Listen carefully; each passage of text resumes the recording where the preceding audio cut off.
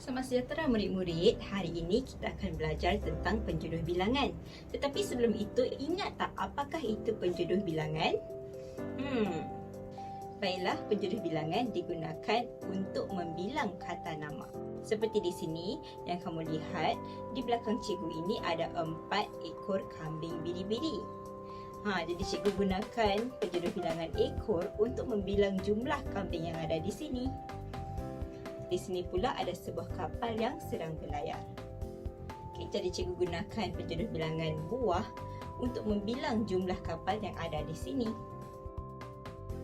Jadi hari ini kita akan pelajari tentang 4 penjodoh bilangan, iaitu butir, helai, naskah dan ulas.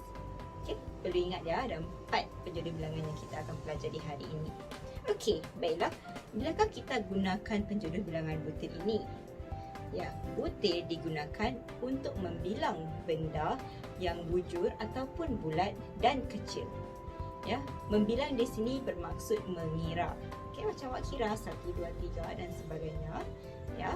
Jadi untuk menggunakan penjodoh bilangan butir ini, kamu perlu ada kedua-dua ciri-ciri ini, iaitu bujur ataupun bulat dan kecil. Seperti yang kamu lihat di sini, ada 3 butir telur. Jadi kita gunakan butir untuk membilang jumlah telur yang ada di sini. Seterusnya, sebutir mutiara.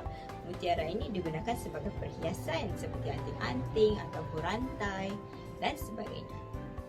Kemudian kita ada sebutir peluru. Dan yang terakhir sekali ialah beberapa butir beras ataupun nasi.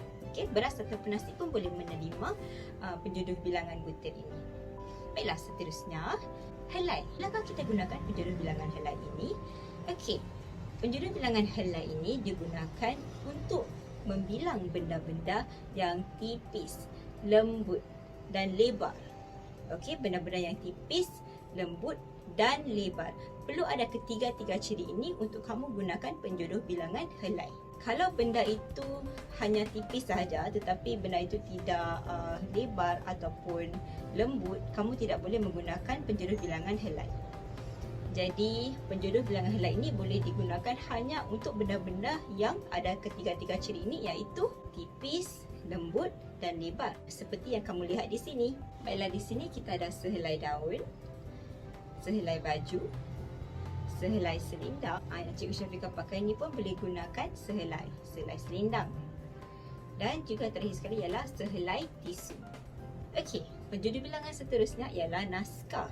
Naskah ini digunakan untuk membilang bahan bacaan yang bercetak. Maksudnya bahan yang awak baca dan bercetak maksudnya printed. Baiklah, naskah digunakan seperti yang berikut, iaitu senaskah buku. Buku kan bercetak, buku kan awak gunakan untuk baca. Senaskah majalah dan juga senaskah surat khabar. Baiklah, seterusnya ulas. Bilakah kita gunakan ulas? Ulas ini digunakan untuk buah-buahan yang mempunyai bahagian-bahagian. Ingat ya, ulas ini digunakan untuk buah-buahan yang ada bahagian-bahagian, kerana ada kalanya tidak semua buah-buahan ini ada bahagian. Macam apple ada bahagian ke? Tidak kan? Kalau potong apple tu ia tidak terbahagi kepada bahagian-bahagian.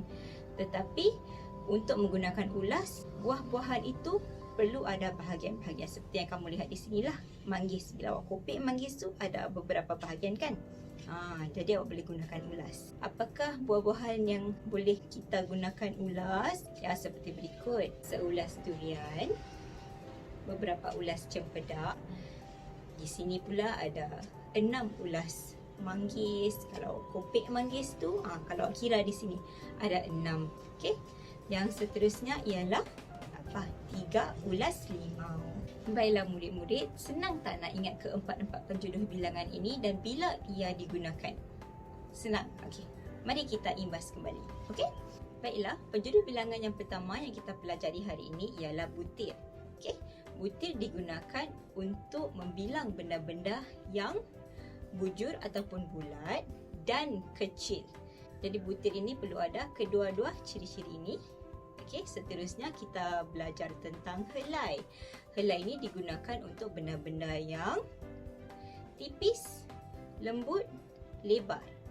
Tipis, lembut, lebar. Jadi ada 3 ciri-ciri untuk kamu gunakan helai.